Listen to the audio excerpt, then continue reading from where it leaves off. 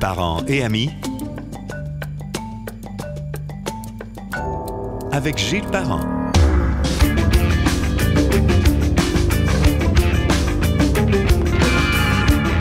Bonjour et bienvenue sur Parents et Amis, le podcast qui vous permet d'entendre des entrevues un peu plus longues, où on prend le temps de prendre le temps, j'aime bien dire ça de cette façon-là. Vous pouvez nous entendre, Parents et Amis, sur gillesparent.com, sur Spotify, sur Google Podcast, Balado de Apple et sur le canal Parents et Amis sur YouTube. Donc, il n'y a pas de raison de ne pas être capable de nous entendre et d'aller écouter.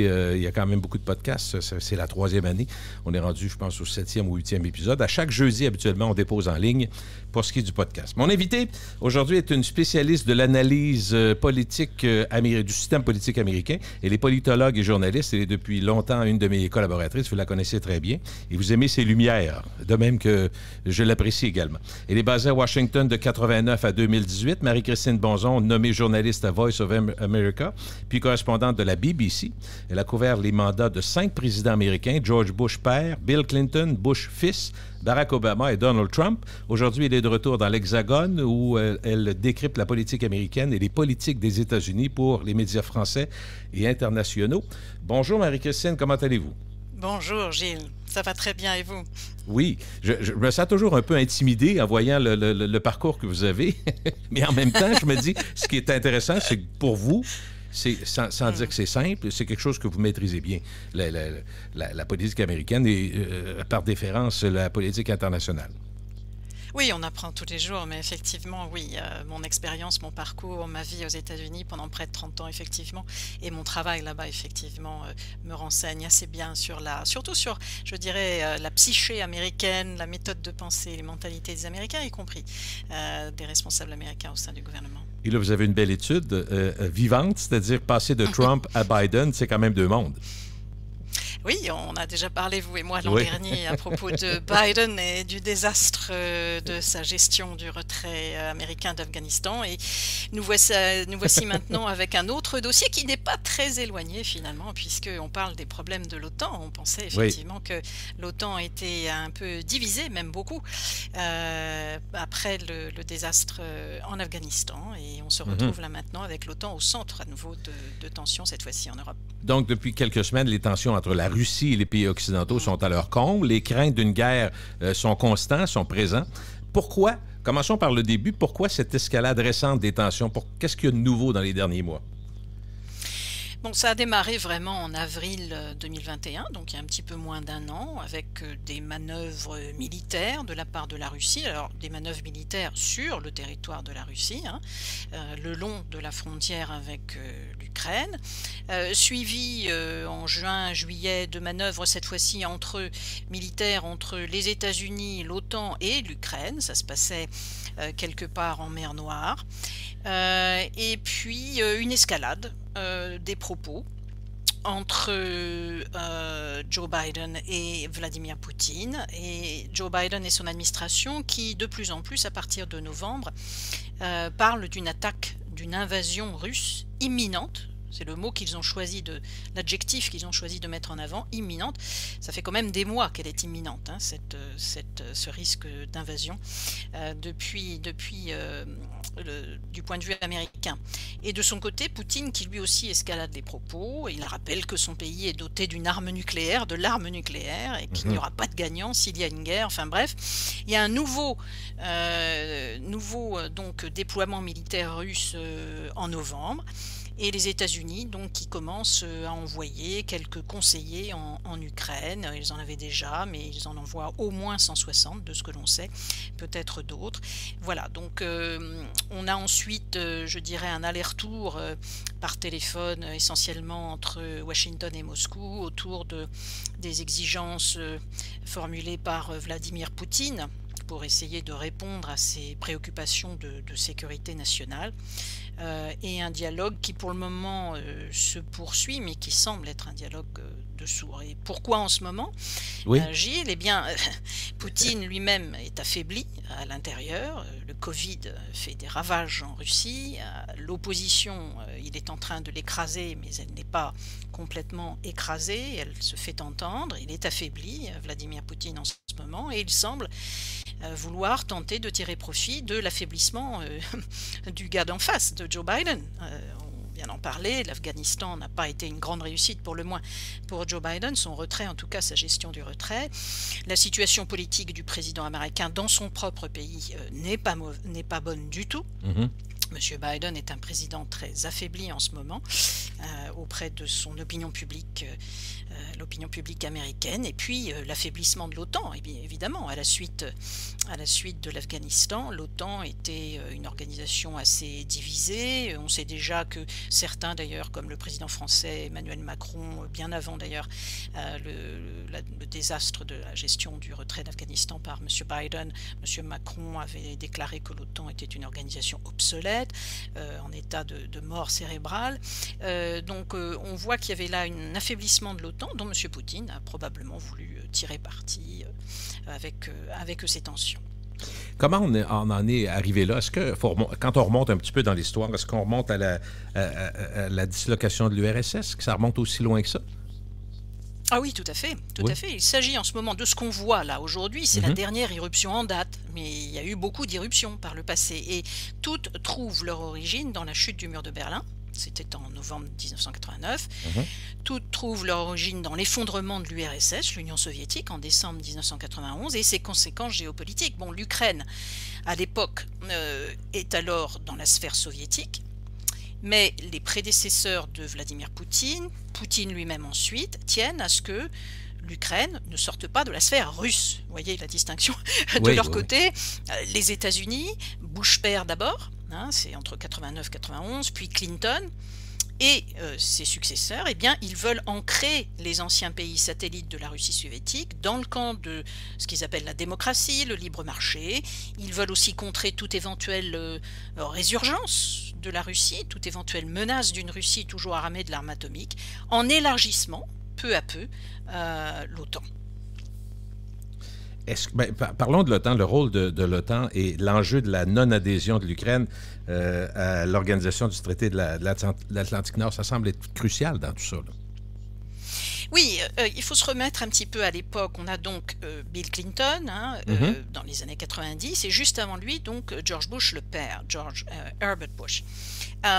Et il faut rappeler ici, parce que c'est vrai qu'on a tendance à l'oublier, Gilles, c'est que l'OTAN, à la date de l'effondrement de l'URSS, comptait 16 membres seulement, dont les USA, dont le Canada, dont la France, parmi les plus anciens. Ils étaient entrés dans l'OTAN à sa formation en 1949. Aujourd'hui, l'OTAN en compte 30 États membres. Alors, on se souvient peu qu'après la chute du mur de Berlin, il y a eu un débat entre Washington et Moscou sur le point de savoir ce que devait devenir l'Allemagne réunifiée. On avait la RDA qui rejoignait la RFA. Est-ce que tout cela devait être dans l'OTAN ou non ? Et lors de ces discussions, on a eu donc James Baker, qui était alors le ministre des Affaires étrangères de Papa Bush, qui a promis verbalement, pas par écrit, mais verbalement à la Russie, de Mikhail Gorbatchev, puis de Boris Eltsine, qu'en contrepartie de l'appartenance de l'Allemagne réunifiée à l'OTAN, eh bien l'OTAN n'avancerait pas, comme l'a dit James Baker, n'avancerait pas d'un pouce vers l'Est. D'un pouce de plus, au-delà de l'ancienne Allemagne de l'Est. Or, Washington va rapidement changer d'avis, ou alors, pour d'autres, rompre sa promesse. Là aussi, on tend à l'oublier, mais il y avait eu un débat, cette fois à Washington même, sur l'expansion de l'OTAN. Donc, on n'est plus avec George Bush père, on est avec Clinton. 1995, Clinton demande au Congrès d'accélérer l'expansion de l'OTAN vers les pays d'Europe centrale et d'Europe de l'Est, donc éventuellement aux frontières de la Russie. Mais on oublie qu'il y avait eu tout un débat à Washington sur la question, et qu'il y avait eu l'opposition de figures majeures, je dirais de l'establishment de la politique étrangère américaine de l'époque, des gens comme Theodore Sorensen, ancien conseiller du président Kennedy.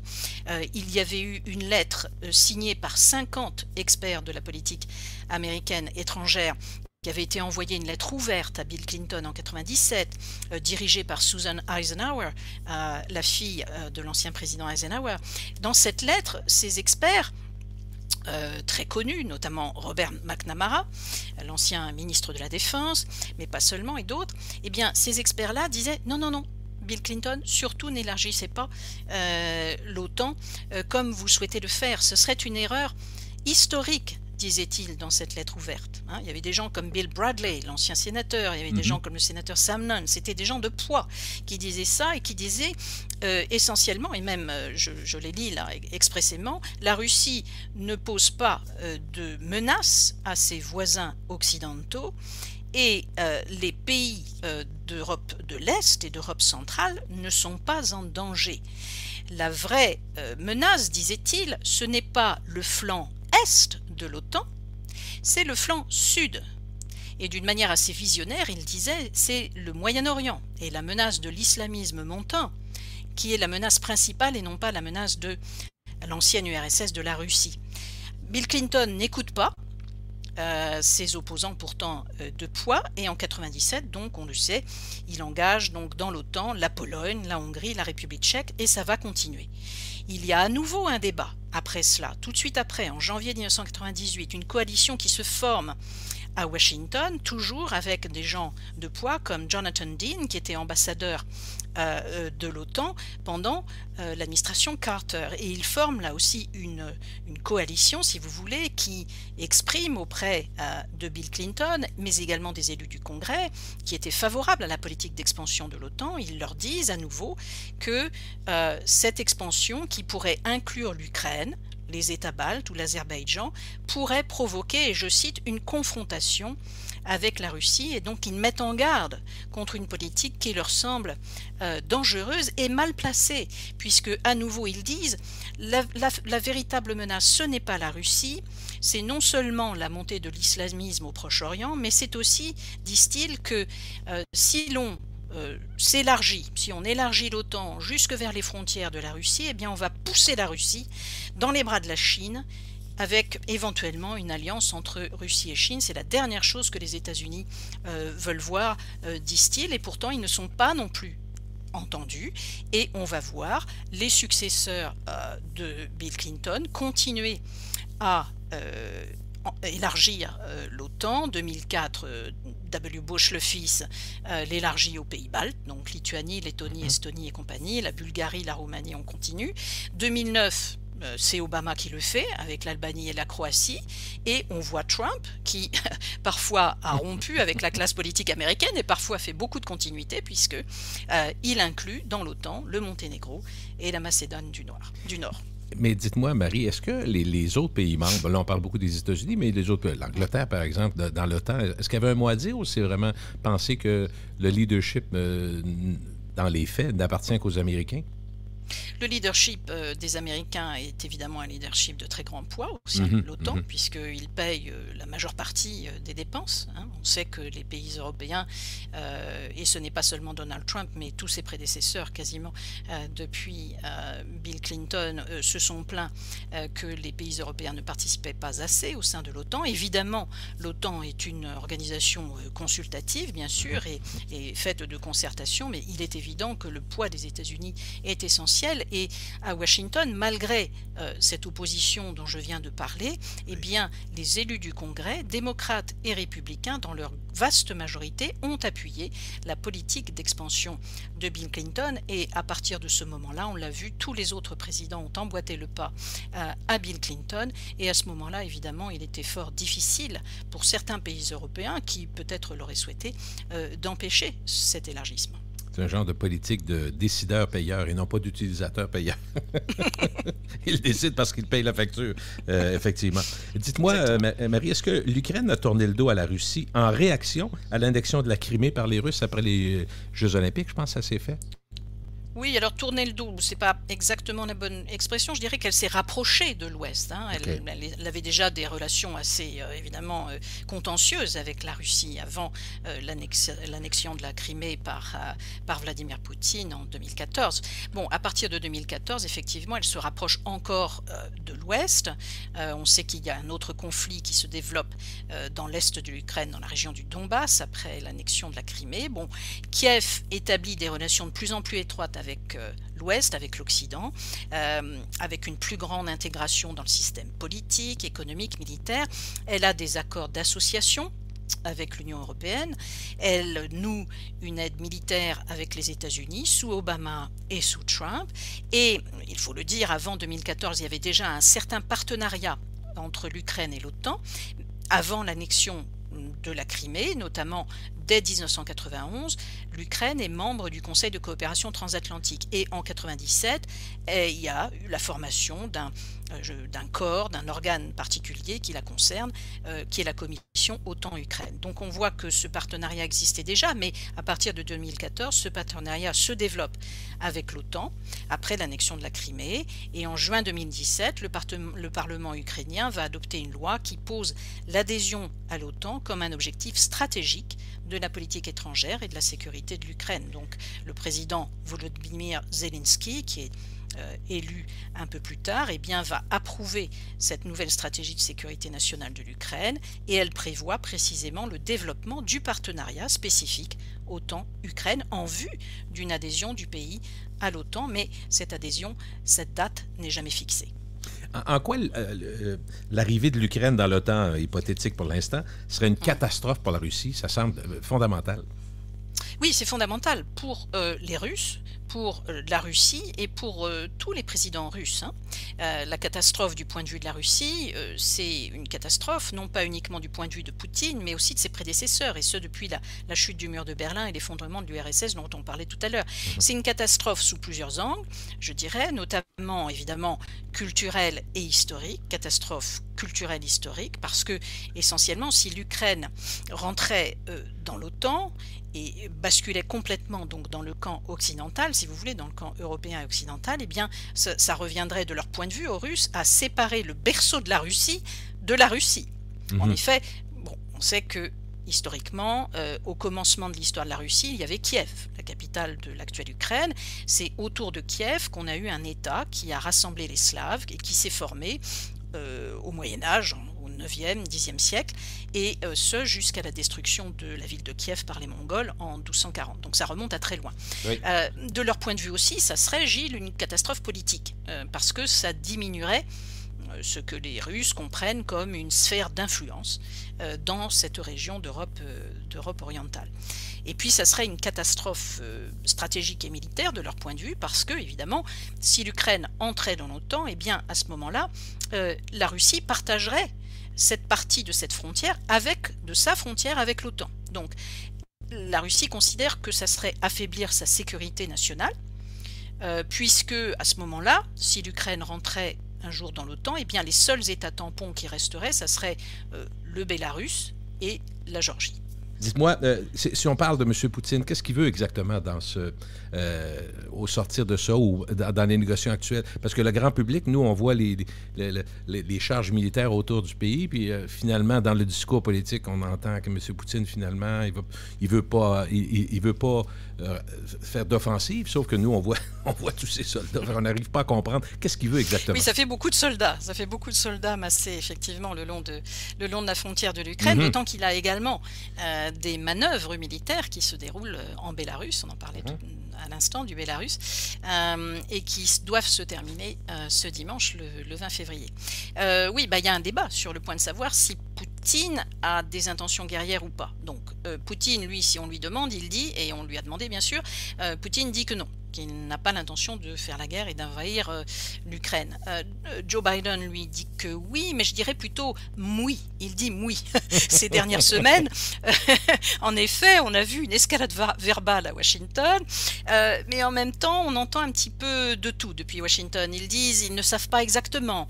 L'administration Biden dit la guerre, c'est le choix de Poutine, mais en même temps, comme je le disais tout à l'heure, l'administration Biden, depuis maintenant 3 mois, nous dit que l'invasion est imminente, que Poutine souhaite provoquer un conflit en montant de toutes pièces une attaque sur ses propres troupes, en diffusant une vidéo qui ferait croire à une attaque ukrainienne et justifier une invasion. Bref, et ils vont même, jusqu'à ces derniers jours, à prévoir et à nous dire que l'attaque ou l'invasion russe aurait lieu soit le 16 février, soit le 20, sans attendre la fin des JO à Pékin. Okay. Bon, alors pour le moment, Gilles, ce qu'il faut dire, c'est que on n'est pas dans la tête ni de M. Biden ni de M. Poutine, mais ce qu'il faut le dire, c'est que les renseignements qui ont été présentés par l'administration Biden pour appuyer ces propos que je viens d'évoquer rapidement, sont des renseignements que l'administration Biden ne présente pas en détail.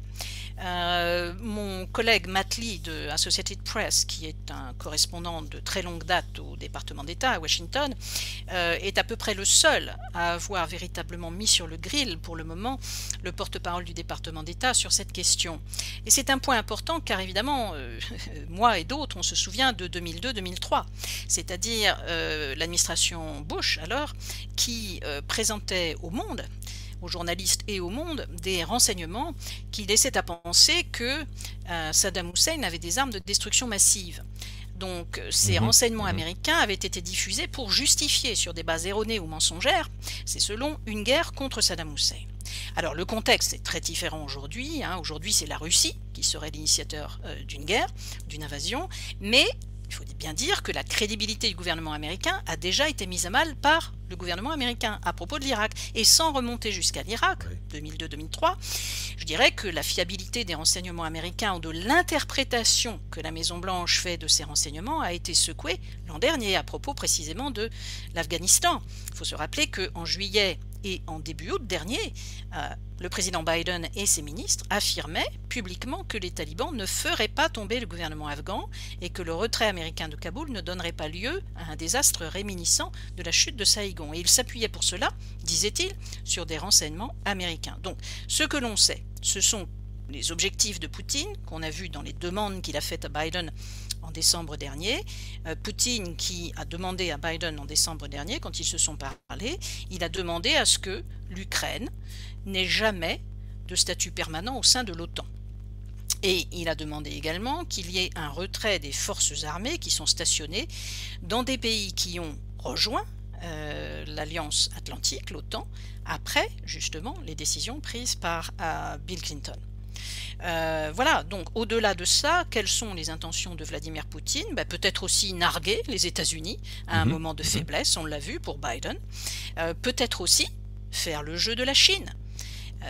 Toute cette affaire qui dure maintenant depuis plus de 3 mois, on vient de le voir, eh bien, elle détourne l'attention des responsables américains de leur priorité suprême, qui est de leur propre aveu la zone Indo-Pacifique et le problème de la montée de la Chine. Donc, les Américains, les responsables américains savent faire 2 choses à la fois. Et on a vu il y a quelques jours Anthony Blinken, qui est le ministre des Affaires étrangères de Joe Biden, aller justement dans l'Indo-Pacifique, en plein milieu de ces tensions avec la Russie, comme pour prouver à Vladimir Poutine que les États-Unis peuvent, comme on dit en anglais, Gilles, walk and chew gum at the same time, c'est-à-dire marcher et mâcher du chewing-gum en même temps, c'est-à-dire faire 2 choses à la fois. Jusqu'à présent, les États-Unis n'ont jamais eu de difficulté à faire 2 choses à la fois, mais bon, voilà. Le fait est que la crise autour de l'Ukraine accapare quand même, depuis au moins novembre, Joe Biden, ses conseillers, ses ministres, son conseiller pour la sécurité nationale, John Sullivan, Anthony Blinken, le ministre des Affaires étrangères, le ministre de la Défense, Lloyd Austin, et cette crise mobilise également et accapare les services de renseignement apparemment américains. Et ce, à cause d'un pays, la Russie, que les États-Unis, depuis au moins Obama, considèrent comme une puissance régionale de 2e ordre et déclinante. En fait, c'est souvent le problème, c'est souvent de savoir, dans ce cas-ci, j'ai bien compris que vous dites la crédibilité des Américains dans les récents conflits s'est estompée un peu, mais on aurait été tenté de croire que les Américains, la position des Américains, ce qu'ils disent sur l'éventualité d'une invasion est plus crédible que les Russes, mais finalement, là, c'est le jeu de qui dit vrai. Parce que les Russes disent, les Américains exagèrent, on ne veut vraiment pas envahir, on n'est pas prêt de ça, on est encore prêt de négocier, on est prêt à voir qu'est-ce qu'on peut avoir comme entente. Donc, finalement, moi, comme citoyen, comme observateur, je me demande vraiment, soit qui ment le mieux ou qui dit vrai. C'est le jeu des grandes relations internationales, n'est-ce pas? C'est difficile de s'y retrouver, Marie. Pas évident, pas évident. On l'avait vu en 2002-2003 et avant l'invasion de l'Irak, on était effectivement en pleine propagande et là on a effectivement une crise, des tensions entre la Russie et les États-Unis. Effectivement, on se retrouve à être effectivement les sujets d'une guerre de mots, d'une guerre de propagande aussi bien qu'une guerre, je dirais, idéologique, stratégique qui se mène actuellement. Heureusement, non pas une guerre militaire pour le moment. Non, c'est sûr. Et puis, de dire que l'invasion est probable, c'est difficile à dire aussi. On ne peut pas Bah, confirmer il ça. y a certains dirigeants occidentaux, il y a certains experts militaires occidentaux, ils ne sont pas peu d'ailleurs, qui ne croient pas en une invasion russe Militaire. de l'Ukraine. Et d'ailleurs, l'exemple le plus haut placé, à ma connaissance, c'était, je parle au passé parce qu'il a dû démissionner après avoir tenu les propos qu'il a tenus, c'était le chef de la marine allemande, le vice-amiral Keachim Schonbach, le 15 février, donc il a indiqué effectivement qu'il ne croyait pas que Vladimir Poutine envahirait l'Ukraine et sa ministre de tutelle lui a demandé de démissionner. Mais ce vice-amiral allemand n'est pas le seul à penser effectivement dans le camp occidental que cette invasion n'est pas probable, tout simplement parce que si M.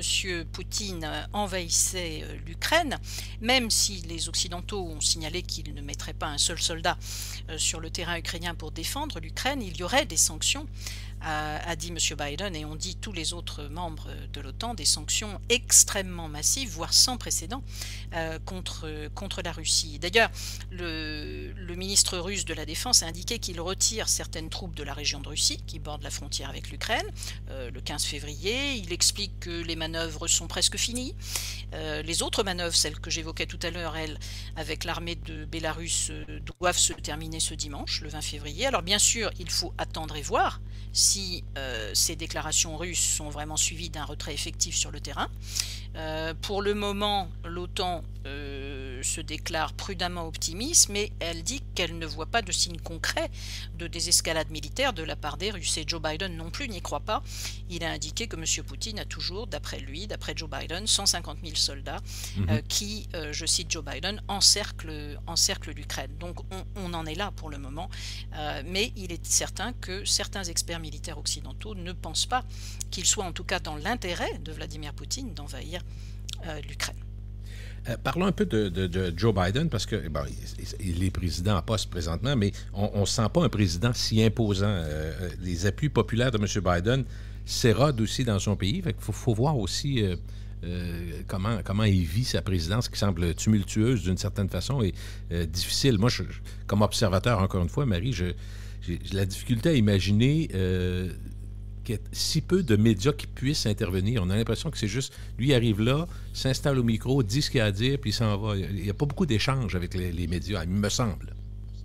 Oui, oui, non, tout à fait. C'est pas une impression, c'est une réalité, effectivement. Et d'ailleurs, cet état de fait, c'est-à-dire le fait que Joe Biden est l'un des présidents américains qui, au cours de sa première année de présidence, a fait le moins de conférences de presse en solo avec les journalistes, lui est reproché par notamment l'association des correspondants accrédités à la Maison-Blanche, qui en septembre a déposé plainte auprès de la Maison-Blanche en disant que le président Biden n'était pas assez accessible aux médias. Mais bon, sur le plan politique, effectivement, c'est un président qui est en difficulté dans son propre pays, qui est un président affaibli, comme je le disais tout à l'heure. Il est moins dans les sondages actuellement aux États-Unis, et depuis longtemps d'ailleurs, depuis plusieurs mois, il est moins populaire auprès de ses compatriotes que Donald Trump au même moment de son mandat présidentiel. C'est dire, parce que Donald Trump, on le sait, a été l'un des présidents américains dans l'histoire récente des États-Unis les moins populaires. Au 14 février, en moyenne de sondage, M. Biden faisait 40,4% de satisfaits, et au même moment de son mandat, le 14 février 2018, Trump faisait 41,6%. C'est pas beaucoup plus, mais vous voyez, c'est quand même moins que Donald Trump. Donc là, il y a un problème, effectivement, pour Joe Biden, et surtout la majorité des Américains, y compris la majorité des démocrates, désapprouvent l'action de Biden dans tous les gros dossiers. Économie, Covid, immigration, y compris en politique étrangère. La grande majorité des Américains désapprouvent son action en politique étrangère, et cette baisse, dans les sondages, Joe Biden l'a vu à partir, je dirais, de mai-juin dernier, et à partir du 15 août, date de la chute de Kaboul et des conditions ahurissantes et tragiques du retrait américain d'Afghanistan avec l'OTAN, eh bien, ça n'a plus été une baisse dans les sondages, ça a été une véritable dégringolade pour M. Biden dans les sondages. Si on revient au conflit, parce que c'est ça l'actualité du moment, est-ce qu'on doit comprendre pourquoi les Américains s'impliquent autant dans le conflit? Habituellement, il y a soit des intérêts économiques, des ressources, des positions stratégiques. Qu'est-ce qui motive les Américains à être aussi présents dans le conflit qu'on dit Russie-Ukraine? Ben d'abord, c'est l'OTAN, bien sûr, hein, on l'a vu, c'est absolument crucial pour les États-Unis. C'est un élément de leur politique stratégique et géopolitique. On a vu, tout à l'heure, on parlait de l'élargissement de l'OTAN en Europe, géographique, hein, décidé par Bush père et Bill Clinton. Mais on sait que depuis, hein, l'OTAN, évidemment, a vu ses missions dépasser le cadre même de l'Alliance Atlantique Nord en soi, puisque effectivement l'Afghanistan n'avait rien à faire effectivement dans le terrain européen, bien sûr, c'est beaucoup plus loin. On sait aussi qu'il y a eu des opérations de l'OTAN qui ont été montées en Afrique. Bref, on voit que l'OTAN est devenu un outil, si vous voulez, particulièrement important dans la politique étrangère des États-Unis. Et d'ailleurs, l'an dernier, lors du sommet de l'OTAN, auquel assistait M. Biden en personne ici en Europe, eh bien, on a vu un communiqué conjoint des États-Unis et des autres membres de l'OTAN, dans lequel M. Biden a réussi à faire insérer pour la première fois dans un communiqué de l'OTAN le nom de la Chine. Hein, donc on voit toujours cette obsession nouvelle et actuelle à Washington de la montée de la Chine qui trouve une réverbération dans l'OTAN. Donc il y a l'OTAN évidemment qui explique cette implication des États-Unis dans le conflit actuel ou dans la crise actuelle autour de l'Ukraine. Il y a évidemment la relation entre les États-Unis et la Russie et Poutine. Poutine aussi aux États-Unis, à Washington, est devenu une bête noire. Hein. Il y a un consensus entre les élus démocrates et républicains au Congrès sur le sujet. Et là, je dois dire qu'il y a eu aussi un certain revirement observé depuis Trump. Hein. On sait que les démocrates sont beaucoup plus remontés contre la Russie que les républicains actuellement. C'est un certain revirement. Auparavant, c'était l'inverse. Mais Trump a changé cette donnée dans la politique américaine, et les allégations, toujours non prouvées d'ailleurs, de collusion entre Trump et la Russie ont participé à cette évolution. Et donc aujourd'hui, il y a consensus entre les démocrates et les républicains pour faire de Poutine leur bête noire. Et pourquoi les États-Unis s'impliquent-ils autant dans cette crise en Ukraine? C'est que les Américains eux-mêmes se le demandent, en tout cas. Hein. Il y a des sondages qui nous disent que il y a un consensus. Oui, si les élus, eux, les élus sont d'accord pour effectivement s'impliquer beaucoup, le peuple américain, c'est pas évident, parce que on regarde les sondages, notamment un sondage chez le Pew Center qui montre ça très clairement. On voit là par contre un consensus entre les électeurs démocrates et les électeurs républicains pour dire que la menace représentée par la Russie n'existe pas ou est de faible importance. Il y a seulement 26% des Américains qui sont sondés qui considèrent que la Russie fait peser une menace grave sur l'Ukraine. Et il y a même beaucoup d'Américains aux États-Unis en ce moment, Gilles, qui se demandent pourquoi aussi leur gouvernement se mobilise tellement à propos du respect de la frontière de l'Ukraine, mais pas apparemment autant à propos de la frontière très poreuse que les États-Unis ont avec le Mexique. Donc, de leur côté, et jusqu'à très récemment, on a vu que les pays d'Europe de l'Ouest, eux, ont accusé Washington de faire cavalier seul, de ne pas assez les consulter et coordonner avec eux à propos de l'Ukraine. Donc, certains pays d'Europe de l'Ouest, dont la France, ont douté même de l'exactitude des renseignements américains et britanniques dont on parlait tout à l'heure sur le risque d'une attaque imminente. Le président français Macron a demandé ce qu'il a appelé des clarifications à Washington sur le sujet de ces renseignements américains. Il a même dépêché à la Maison-Blanche son propre conseiller politique, qui s'appelle Emmanuel aussi, mais Emmanuel Bonne, et qui a fait un aller-retour éclair entre Paris et Washington pour obtenir ces clarifications. Aujourd'hui, on a plus de coordination entre les États-Unis et leurs alliés européens de l'OTAN, plus d'implication directe des responsables européens. On a vu évidemment M. Macron aller voir M. Poutine à Moscou. Olaf Scholz, le tout nouveau chancelier allemand, également a fait le voyage de Moscou. Mais c'est vrai qu'au début, les Européens s'interrogeaient sur l'exactitude des renseignements américains et sont apparus également divisés au début et donc faibles. Et vous parliez de la population américaine qui était plus ou moins encline à voir les Américains s'impliquer en politique étrangère, mais c'est une chose qu'on voit, qu'on sent quand même, Marie, depuis plusieurs années dans les différents conflits armés ou non, où les gens disaient « Occupez-vous donc de nos problèmes américains quand il y a eu entre autres les désastres naturels et arrêtez de dépenser autant d'argent. » Puis de même, il y avait eu des vies humaines aussi des militaires américains, comme si la politique intérieure était devenue, depuis, je ne sais pas si on peut dire une dizaine d'années, beaucoup plus importante aux yeux des Américains que la politique étrangère.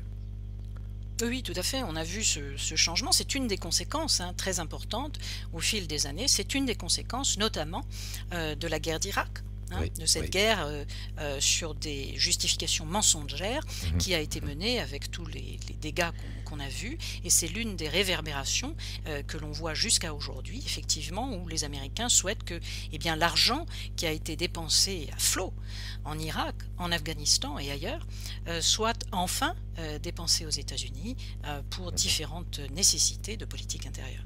Vous disiez, Marie, que la classe politique américaine est surtout en désaccord avec la politique de M. Biden à l'étranger, mais est-ce que vous trouvez que les médias américains épargnent M. Biden ou si on le challenge en bon québécois? Je dirais qu'il est peut-être moins épargné, un peu moins épargné par les médias américains qu'avant et que sur d'autres dossiers. OK, OK. En ce qui concerne la crise ukrainienne, il a donné une conférence de presse en solo, rare conférence de presse, comme je le disais, c'était le 19 janvier. Il a été interrogé sur l'Ukraine et la Russie. Biden a fait une énorme gaffe. Il a indiqué que l'attitude des États-Unis dépendra de ce que fait Poutine, mais il a dit que si Poutine faisait seulement ce qu'il a appelé, M. Biden, une incursion mineure en Ukraine, ça serait OK. Vous voyez, donc ça c'était Ouais. une gaffe énorme. Et Mhm. en d'autres temps, à la Maison-Blanche, le président aurait été pilonné de questions tout de suite après ses propos par les journalistes présents à la conférence de presse, mais pas cette fois. Comme je le disais, le nombre de journalistes américains qui, je dirais, mettent sur le grill un petit peu l'administration Biden dans cette affaire ukrainienne se compte un peu sur les doigts d'une main, et notamment j'évoquais mon collègue Matt Lee de Associated Press qui couvre le département d'État depuis 1999, qui fait un excellent travail justement, mais on peut penser également plutôt à des médias justement qui sont sur l'aile gauche de la gauche, des médias comme The Nation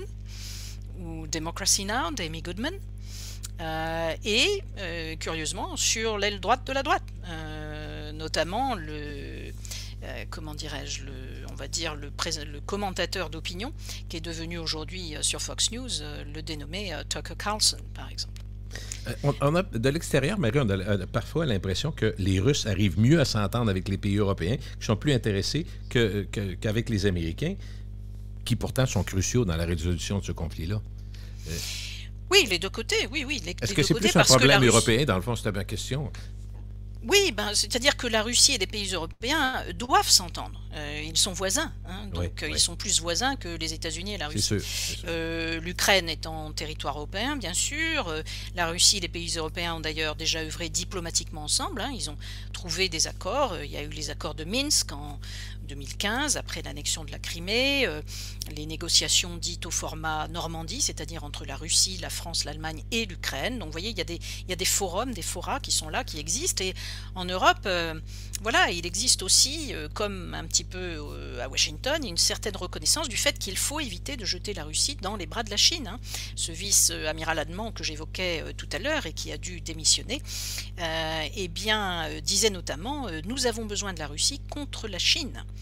Donc on voit qu'il y a des préoccupations là aussi importantes. Alors évidemment c'est un problème européen d'abord, bien sûr, mais c'est un problème pour l'OTAN, donc ça dépasse l'Europe, puisque Oui, évidemment oui. les États-Unis, le Canada font partie de l'OTAN, et c'est un problème mondial, ça deviendra l'Ukraine un problème mondial s'il y a une guerre bien sûr.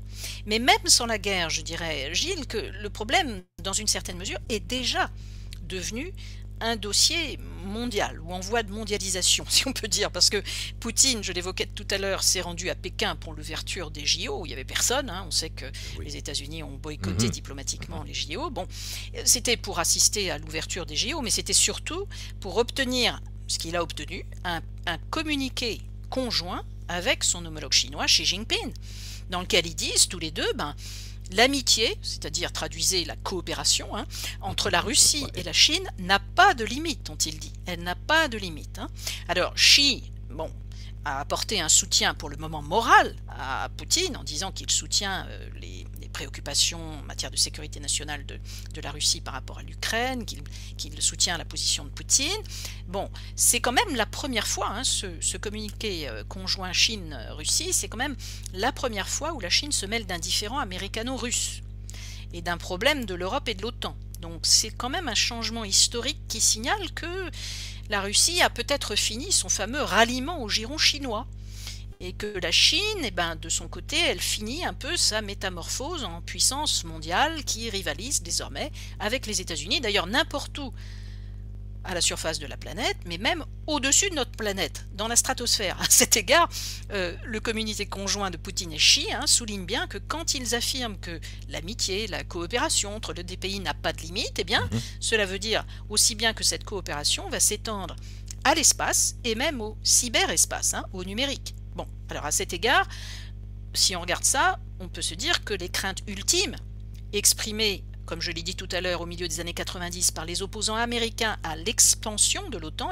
ces craintes ultimes qu'ils avaient, qu'ils ont exprimées à Bill Clinton, sont en train de se réaliser. En fond, au fait, qui espère une désescalade? On entend ce mot-là depuis quelques jours, quelques semaines. Est-ce que tout le monde le souhaite d'une certaine façon?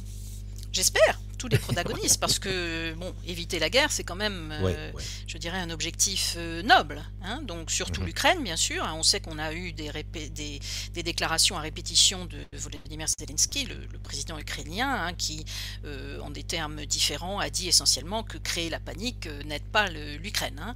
Le reste de l'Europe, évidemment, souhaite une désescalade, la Russie aussi, parce que, comme on l'a vu, si elle envahissait l'Ukraine, elle serait frappée par des sanctions sans précédent, les États-Unis aussi. Tout le monde a intérêt à une désescalade. Même s'il y avait une désescalade effective, il faut bien se dire quand même qu'une crise autour de l'Ukraine risque de se reproduire. Parce que chacun, essentiellement, campe sur ses positions à chaque fois.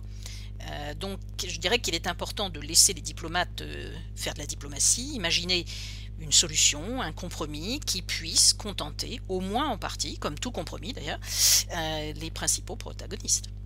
Et même s'il y avait un retrait, s'il n'y avait pas d'invasion des Russes, puis qu'ils se retiraient complètement, on n'aurait rien réglé. Est-ce qu'on doit s'attendre? Est-ce qu'on espère une entente? Qu'on puisse ne pas avoir peur tout le temps qu'on reprenne le même scénario? Il le faut, effectivement. Et je crois que les deux parties, pour le moment, en tout cas les deux parties principales, on va dire Russie et États-Unis, disent leur désir de continuer à parler. Et c'est une bonne chose. C'est pour apaiser les tensions immédiates, la diplomatie, il s'agit de diminuer le niveau de la rhétorique, diminuer les déploiements militaires, et puis pour résoudre le problème de fond, la solution va passer à nouveau par la diplomatie, par un réexamen de la part de la Russie et des États-Unis de leurs exigences. Et puis il y aura des négociations qui devront être patientes, effectivement, autour probablement du statut de l'Ukraine, et autour d'une limitation de la présence militaire des différents protagonistes dans cette région. Dernier point, aux États-Unis, très rares sont les responsables politiques qui critiquent l'approche du président Biden, mais il y en a. Quelles sont les solutions qu'ils avancent? Quelles sont les possibilités, les possibles scénarios pour résoudre la crise avec la Russie? Alors, comme je le disais tout à l'heure, Gilles, la plupart des hommes politiques américains, des femmes politiques américaines, adoptent la ligne dure de l'administration Biden, qu'ils soient démocrates ou républicains d'ailleurs. Mais il y a une opposition ici et là, et surtout de la part de responsables politiques, je dirais indépendants d'esprit au moins, qu'ils soient démocrates ou républicains. Et là, j'en vois trois en particulier principaux. Vous avez Bernie Sanders, le sénateur du Vermont, qui est aussi président de la commission sénatoriale du budget, ancien rival de Joe Biden à la primaire démocrate. Vous avez Rand Paul, le sénateur républicain de tendance libertarienne, qui représente le Kentucky au Sénat. Et vous avez, en dehors de Washington, vous avez Tulsi Gabbard, qui est ancienne rivale de Joe Biden également à la primaire démocrate des présidentielles de 2020, ancienne députée d'Hawaï. Tous les trois se sont exprimés sur la question récemment et on a vu très peu de responsables américains, comme je le disais, qui se sont exprimés en opposition à la ligne dure adoptée par l'administration Biden pour le moment. Et tous trois, Bernie Sanders, Tulsi Gabbard et Rand Paul, dénoncent les bruits de bottes qu'ils entendent à Washington. Ils dénoncent le consensus de ce qu'on appelait et ce qu'on appelle toujours les faucons, ceux qui sont proches du complexe militaro-industriel qu'évoquait Eisenhower dans les années 61. Et tous trois font largement écho justement à ceux des responsables américains qui, aux États-Unis, s'opposaient à l'élargissement de l'OTAN dans les années 90. Pour eux, si vous voulez, Rand Paul dit il faut se mettre à la place de la Russie, dit-il.